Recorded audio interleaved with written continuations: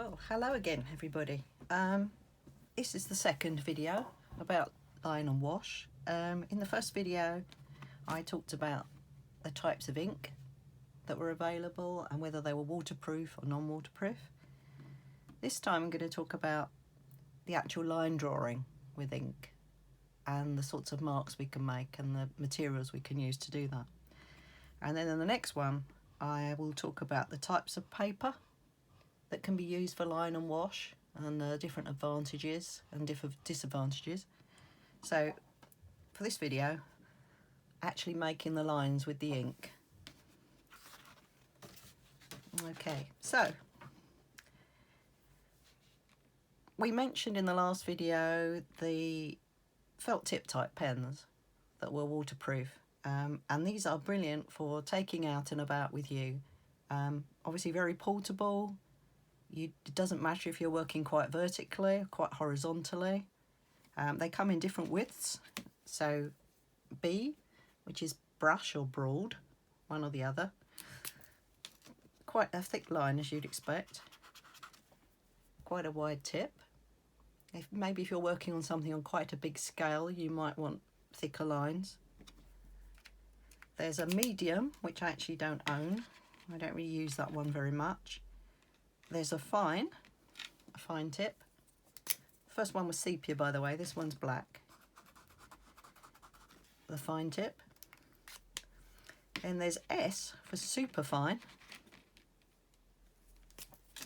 Slightly finer line.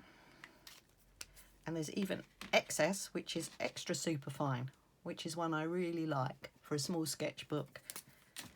Nice fine delicate lines, so I use that one quite a lot, and the super fine, the extra super fine, both of those I'm particularly keen on in black and in sepia. You know, whatever really suits the sort of sketch you want to do. So that's the pens, easily portable. Second thing I've got here to show you is using your pot of ink with, say, a dip pen with a nib.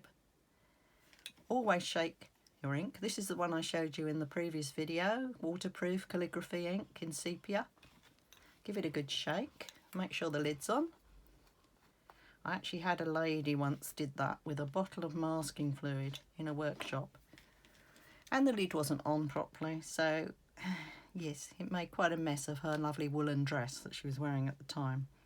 So yes, be careful. So dip your dip pen, you take a little bit off on the side of the bottle, and with this, I love that scratchy sound, with this you can get different widths and types of lines. So if you press quite hard, you can get a thicker line. As the nib sort of slightly splits, you'll get a thicker line. You can have a very fine line. And as you sketch with it, as the ink begins to run out, you'll get a lighter tone of line. So you've got the darker tone when it's full of ink and the lighter tone, which I quite like. I like this variation of the, you know, the thickness of the line and the colour, well, the tone of the colour. I particularly like this. I use this a lot in the studio. It's not quite as easy, obviously, if you're out and about, because you've got to take a pot of ink with you, which could be a disaster if it leaks in your handbag or it gets broken. And not always easy to sit there in a street or somewhere if you're sketching in the city, dipping a pen. It's just not particularly practical. But anyway, I do love doing that. The other thing you have to be careful with these is that you don't fill it too much. If there's a big blob of ink in there, it can suddenly flood out of the nib onto your work and ruin it, unless you can make that mark into something else. So you have to be careful of that. Make sure there's not too much ink on the nib. Also, if you use one of the acrylic inks with this, make sure that you wash it very well. You know, wash it with water straight away so that it doesn't all dry on the nib and get stuck there. So that's the dip pen. Obviously you can use something else with your pot of ink, like a fine brush. let's make nice, loose, expressive marks. A little bit more tricky to control than the nib pen, but very nice to use, you know, if you want expression in your work. Maybe nice to sort of, you can use it on its side, maybe for tree foliage or something like that. So yeah, also very useful, not quite so easy again when out and about. Just rinse that one out. And your limit is your imagination. I mean, you could use anything for this. I used twigs in the past, dipped twigs into the ink to make different lines, expressive lines. Anything you can think of. Cocktail sticks, although they do tend to go a bit soggy. You know, anything that makes a nice line or something that you find interesting. So that's that. The other thing I'm just going to talk about is my new toy, which is this lovely fountain pen. It was recommended to me by Erin Hill, who's very known for her urban sketching, all over the world actually. Very nice pen, a little bit expensive, but you know, very portable again, easy to carry around because you fill it up with your ink first, like being back at school for some of us back in the day. Again, you can make nice, really nice lines with this. It flows very nicely. And I love it. I'm really enjoying using this pen at the moment. If you get this pen, you have to get a special type of ink, really, which is more expensive. This is a very fine ink and it doesn't clog up.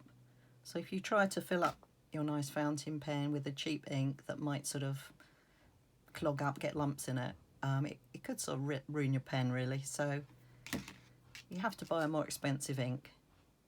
Fill it up before you go out if you're going out sketching, and then this is also quite portable.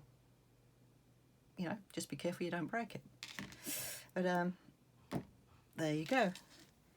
So lots of line work there. I'm not going to add water to this because, as I mentioned in the last video, you have to make sure they're 100% dry before you add your washes.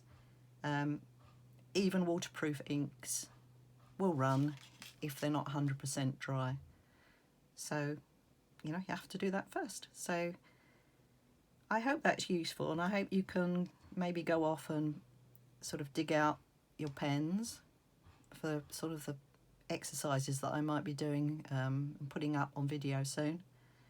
So hopefully you've dug out some ink that you'd like to use, waterproof or not, depending, but I recommend waterproof, and a pen of some kind that you think you'd like to use for your line and wash.